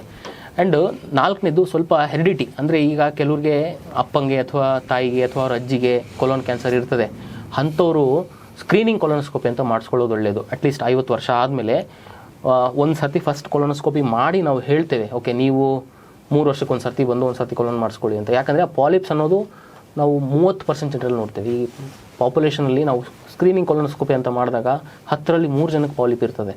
ಸೊ ಎಷ್ಟು ನಂಬರ್ ಆಫ್ ಪಾಲಿಪ್ಸ್ ಇದೆ ಅದ್ರ ಮೇಲೆ ನಾವು 3 ವರ್ಷಕ್ಕೊಂದು ಸರ್ತಿ ಬನ್ನಿ, ಅಥವಾ ವರ್ಷಕ್ಕೊಂದು ಸರ್ತಿ ನೀವು ಮಾಡಿಸ್ಕೊಳ್ಬೇಕು, ಅಥವಾ ಕೆಲವು ಸರ್ತಿ 5 ವರ್ಷಕ್ಕೊಂದು ಸರ್ತಿ ಬನ್ನಿ ಅಂತ ಹೇಳ್ತೀವಿ ನಾವು. ಕೊಲೋನ್ ಕ್ಯಾನ್ಸರ್ ಅನ್ನೋದು ಒಂದು ಏನಂದರೆ, ಒಂದು ಗಾಬರಿ ಆಗೋ ವಿಷಯ ಏನಂದರೆ, ಈ ನಡುವೆ ಯಂಗರ್ ಪೀಪಲ್ ಅಂದರೆ 45 ವರ್ಷಕ್ಕೂ ಮುಂಚೆ ಇರೋರಿಗೆ ಕೊಲೋನ್ ಕ್ಯಾನ್ಸರ್ ರಿಸ್ಕ್ ತುಂಬ ಜಾಸ್ತಿ ಆಗಿದೆ. ಅದರಲ್ಲೂ ರೆಕ್ಟಮ್ ಅಂತೀವಿ, last part of the colon, ಅದು ಕೊಲೋನ್ ಕ್ಯಾನ್ಸರ್ ತುಂಬ ನಾವು ವಿ ಆರ್ ಫ್ರೀಕ್ವೆಂಟ್ಲಿ ಗುದದ್ವಾರದ ಜಸ್ಟ್ ಮೇಲ್ಗಡೆ. ಸೊ ಒಂದು. ಎರಡನೇದು ಒಂದು ಏನಂದರೆ colon cancer is easily treatable, completely curable.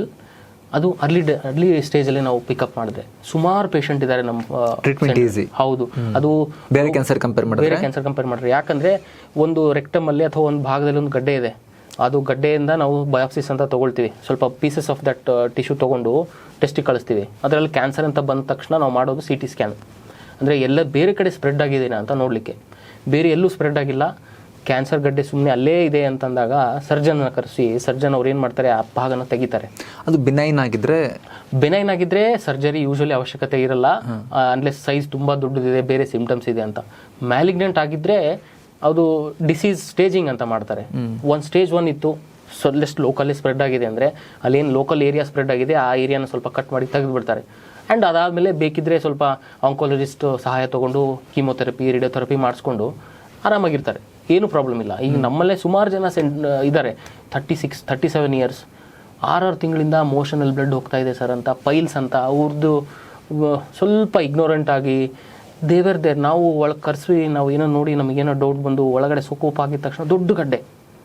So already spread ಆಗಿತ್ತು. ಒಬ್ಬ ಪೇಷಂಟ್ 36 ವರ್ಷ ಪಾಪ ಅವರಿಗೆ ಆಲ್ರೆಡಿ ಸ್ಪ್ರೆಡ್ ಆಗಿತ್ತು. ಅನ್ಫಾರ್ಚುನೇಟ್ಲಿ ಅದು ವೆರಿ ಅನ್ಫಾರ್ಚುನೇಟ್ ಅದು.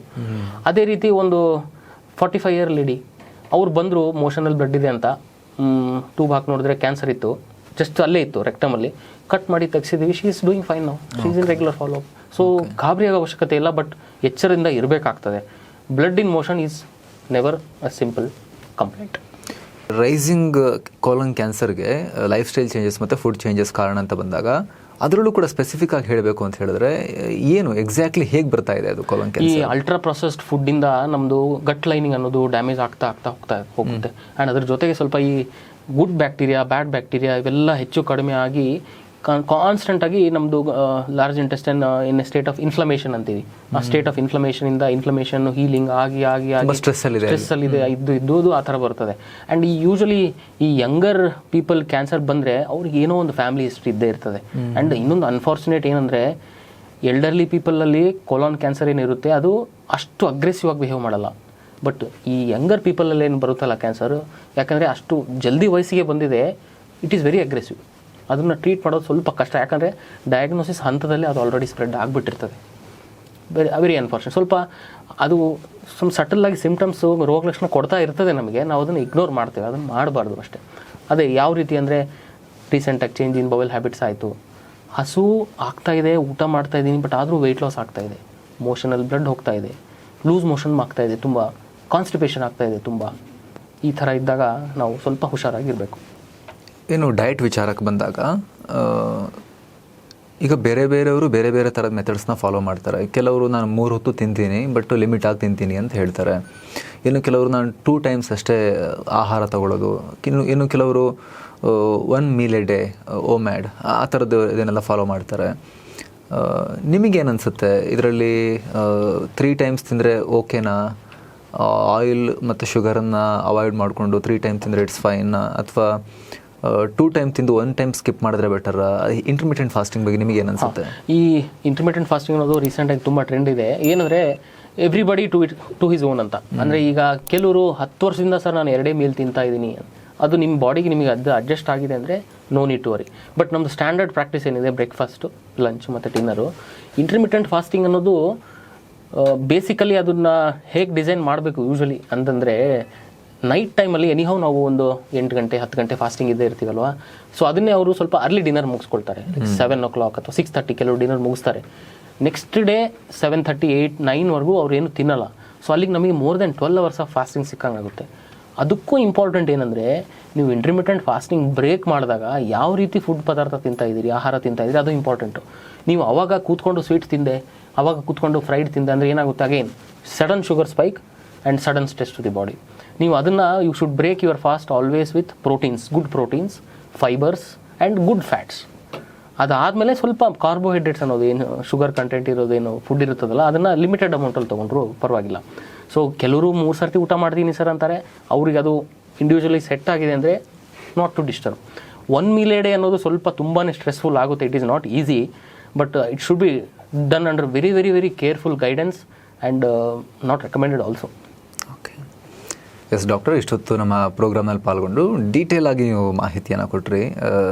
ತುಂಬ ಈಸಿಯಾಗಿ ಅರ್ಥ ಆಗೋ ಥರ ಕನ್ನಡದಲ್ಲಿ ಅಪರೂಪದ ಮಾಹಿತಿ, ಅಪರೂಪದ interview. Thank you so much for coming. Thank you. ಮತ್ತೆ ಸಿಗೋಣ. ನಮಸ್ಕಾರ.